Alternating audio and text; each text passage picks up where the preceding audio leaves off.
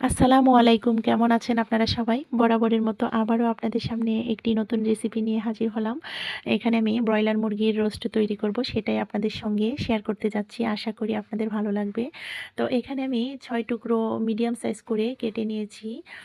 কেটে নিয়ে ভালোভাবে ধুয়ে পানি ঝরিয়ে একটা মিক্সার বোলে রেখে এখানে দিয়ে দিয়েছি ১ চা চামচ লবণ, আর দিয়ে দিয়েছি লাল মরিচের গুঁড়ো ১ চা চামচ, আর দিয়ে দিয়েছি ২ চা চামচ লেবুর রস দিয়ে মেরিনেট করে ১৫ মিনিটের জন্য রেখে দিয়েছি। লেবুর রসটা স্কিপ হয়ে গেছে। তো আমি রোস্টের জন্য বিশেষ কিছু মশলা নিয়েছি। এখানে নিয়েছি ১ টেবিল চামচ জিরা, ৭টি সাদা এলাচ, ২০-২৫টি গোলমরিচ, ২০-২৫টি লং, দারুচিনি নিয়েছি ৭ টুকরো, আর নিয়েছি এখানে তারা মৌরি ১টি, আর নিয়েছি আস্ত ধনিয়া ১.৫ টেবিল চামচ, আর নিয়েছি ২টা কালো এলাচ, বড় এলাচগুলো, আর হচ্ছে এখানে জায়ফল নিয়েছি অর্ধেক টুকরো, শাহি জিরা নিয়েছি ২ চা চামচ, ৫টি শুকনো মরিচ, তেজপাতা ৪-৫টি ছোটো করে কেটে নিয়েছি, আর এখানে জয়িত্রী নিয়েছি ৩ টুকরো।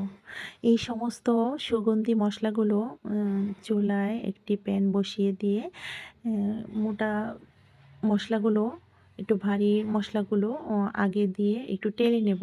লাস্ট পর্যায়ে দিয়ে দেব চিকন মশলাগুলো, তা না হলে পড়ে যাবে। চুলার আগুনটা লোতে রেখে এগুলো টেলে নেব। টেলে নিয়ে একটু ঠান্ডা করে ব্লেন্ডারে এটা পাউডার তৈরি করে নেব। আপনারা শিলপাটাতেও করতে পারেন। তো এখনও পর্যন্ত আপনারা যারা আমার ভিডিওটি দেখছেন লাইক দেননি, প্লিজ একটা লাইক দিয়ে যাবেন, আর ভিডিওটি শেয়ার করবেন, আর আপনাদের গুরুত্বপূর্ণ মতামত অবশ্যই জানাবেন কমেন্ট বক্সে গিয়ে, আর সাবস্ক্রাইব করে পাশে থাকা অল অপশনটি ক্লিক করে দেবেন, যেন আমার ভিডিও ছাড়া মাত্রই সবার আগে আপনার কাছে পৌঁছে যায়। আর যারা এই কাজটি করে নিয়েছেন তাদেরকে অসংখ্য ধন্যবাদ। এখন আমি পাউডার তৈরি করে নিয়েছি ব্লেন্ডারে।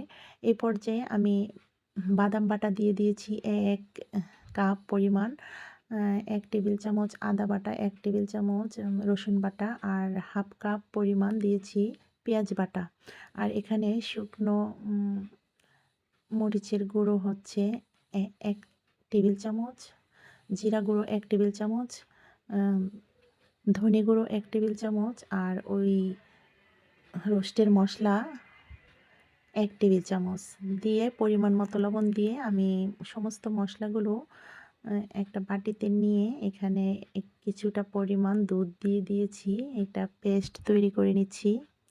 পানি দিয়েও করতে পারেন। তো আমি এখানে লিকুইড দুধ দিয়ে দিয়েছি ১ কাপ পরিমাণ, আর এখানে টক দই নিয়েছি ২ টেবিল চামচ। সমস্ত মশলাগুলো দিয়ে আমি ভালোভাবে ফেটিয়ে নিয়েছি, একটা পেস্ট তৈরি করে নিয়েছি। এই পর্যায়ে আমি চুলাতে একটি প্যান বসিয়ে দিয়েছি। এখানে আমি হাফ কাপ পরিমাণ সয়াবিন তেল দিয়ে দিয়েছি, আর ২ চা চামচ ঘি দিয়ে দিয়েছি। এটা ভালোভাবে গরম করে এই পর্যায়ে দিয়ে দেব হচ্ছে মেরিনেট করা যে চিকেনগুলো, ওইগুলো আমি ভেজে নেব হালকাভাবে। একে একে আমি সব চিকেনগুলোই এখানে দিয়ে দিয়েছি। এপাশ ওপাশ করে ২ বার করে ভেজে নিলেই হবে, হালকা করে ভেজে নিতে হবে। বেশি ভাজা হয়ে গেলে আবার এটার ভেতরে মশলা ঢুকবে না, স্বাদটা ভালো হবে না। তাই হালকা করে ভেজে নেব।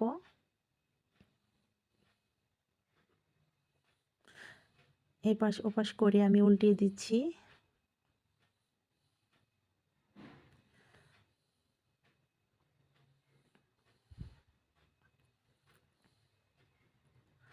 চিকেনগুলো ভাজা হয়ে গেছে, হালকা ভাজা হয়ে গেছে। এই পর্যায়ে আমি এগুলো উঠিয়ে নিচ্ছি, আলাদা একটি প্লেটে তুলে নিচ্ছি।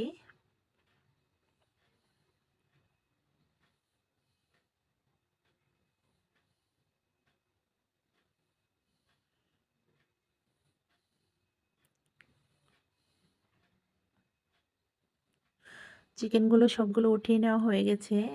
এখন আমি চিকেন ভাজার যে তেলটা আছে সেই তেলের মধ্যে দিয়ে দেব হচ্ছে ১ টেবিল সরি ১ কাপ পরিমাণ পেঁয়াজ কুচি, আর দিয়ে দিয়েছি হচ্ছে এখানে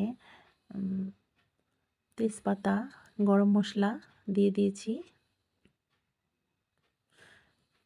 ২টা তেজপাতা দিয়েছি মাঝখান থেকে কেটে। এখন ভালোভাবে এটা ভেজে নেব। পেঁয়াজগুলো, গরম মশলাগুলো ভালোভাবে ভেজে নিয়ে তারপর ওই যে পেস্ট করা মশলাটা, টক দই, ওই সমস্ত উপকরণটা ঢেলে দিয়েছি প্যানের মধ্যে। তো খুন্তির সাহায্যে ভালোভাবে নাড়াচাড়া করে কষিয়ে নিচ্ছি। এই পর্যায়ে আমি ঢেকে দিচ্ছি ৫ মিনিটের জন্য। ৫ মিনিট পর আসলাম, আবারও একটু নাড়াচাড়া করে নিচ্ছি। মশলাটা ভালোভাবে কষিয়ে নিতে হবে। আমি একটু স্কিপ হয়ে গেছে, আমি ১০ থেকে ১২ মিনিট মশলাটা ভালো করে কষিয়ে নিয়েছি। তো কষিয়ে নেওয়ার পর আমি ওই যে ভাজা চিকেনটা ঢেলে দিয়েছি, সমস্ত চিকেনগুলো। এই পর্যায়ে আমি এখানে আরও কিছুটা পরিমাণ দুধ দিয়ে দিয়েছি, লিকুইড দুধ দিয়ে দিয়েছি। আবারও আমি চিকেনগুলো একটু এপাশ ওপাশ করে উল্টিয়ে দিচ্ছি। এই পর্যায়ে আমি ঢেকে দিয়েছি। ঢেকে দিয়ে আবারও কিছুক্ষণ পরে চলে আসলাম, আবার একটু নাড়াচাড়া করে নিচ্ছি। আবারও ঢেকে দিচ্ছি। চুলার আগুনটা মিডিয়াম লোতে আছে। তো এই পর্যায়ে আমি এখানে কাঁচামরিচ এড করে দিয়ে দিলাম। এটা মাঝখান থেকে একটু মুখটা ফেলে দিয়েছি। লাস্টের দিকে কাঁচামরিচটা দিলে হয় কি সুন্দর একটা ফ্লেভার হয়। এখন আবারও ঢেকে দিয়ে আবারও চলে এসেছি এখানে, হালকা একটু নাড়াচাড়া করে নিচ্ছি।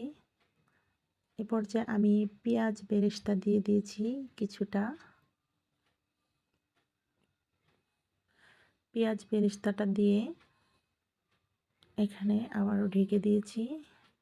ঢেকে দেওয়ার পর এখানে দিয়ে দিয়েছি এখানে অল্প স্বাদ মতো একটু লবণ দিয়ে দিয়েছি। এটা মিষ্টি হওয়ার জন্য না, স্বাদটা ব্যালেন্স রাখার জন্য।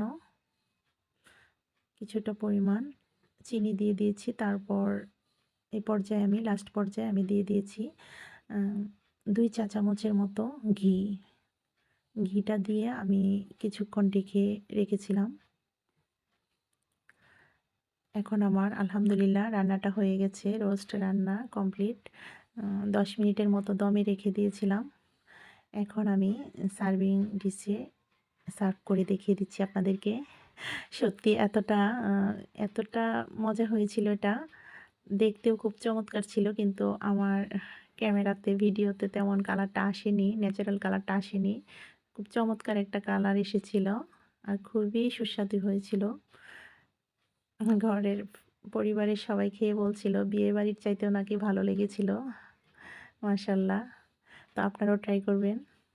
আর সবশেষে আপনাদের আগামী ভিডিও দেখার আমন্ত্রণ জানিয়ে আজকের মতো ভিডিওটা আমি এখানেই শেষ করব। আল্লাহ হাফেজ। আসসালামু আলাইকুম।